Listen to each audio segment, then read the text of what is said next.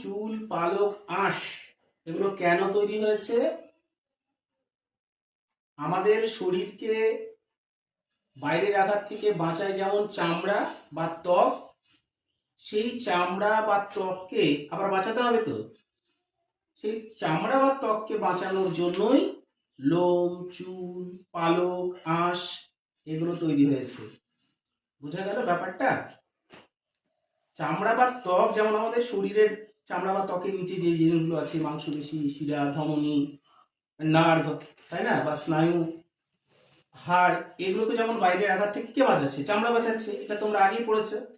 এবার সেই চামড়াটাকে তো বাইরের আঘাত থেকে বাঁচাতে হবে, তাহলে সেই চামড়াটাকে বাইরের আঘাত থেকে বাঁচানোর জন্য কি রয়েছে? লোম, চুল, আঁশ, পালক এগুলো।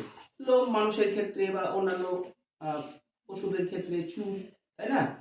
তারপরে ধরো পালক রয়েছে পাখিদের ক্ষেত্রে, আর আঁশ মাছ, কিছু সরীসৃপ প্রাণী যেমন সাপ, এদের কি রয়েছে? আঁশ রয়েছে চামড়াটাকে রক্ষা করার জন্য। প্রশ্ন হচ্ছে নখ কি? নখ কিন্তু আঙুল না, এগুলোকে বলে আঙুল। আর এই যে দেখা যাচ্ছে এগুলো হচ্ছে নখ। বুঝা গেল? আঙুলের ডগায়, হাতের ডগায় মানে আগায়, ওপরের দিকে, ঠিক আছে?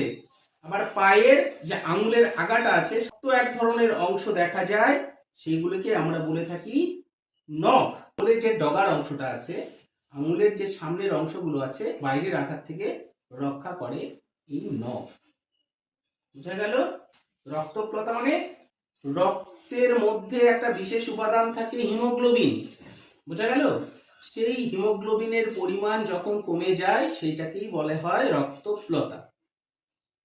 আমরা বলি চলতি ভাষায় রক্ত কমে গেছে, রক্ত কমেছে। রক্ত কমে গেছে না, রক্তে হিমোগ্লোবিনের পরিমাণটা কমে গেছে। তাহলে এই রক্তে হিমোগ্লোবিনের পরিমাণ কমে যাওয়ার ঘটনাকে বলা হয় রক্তপ্লতা। কারণ রক্তপ্লতা রোগটা হয় মানে হিমোগ্লোবিনের পরিমাণ কমে যায়, তাহলে কি প্রভাব? নখ, এই নখগুলোর উপরে কি প্রভাব পড়ে কিভাবে বুঝতে পারবো? যে ফেটে যাচ্ছে অনেকটা চামচের মতো, অথবা নখের কালারটা ফ্যাকাশে হয়ে যাচ্ছে, এই ঘটনাগুলো কিন্তু ঘটতে পারে।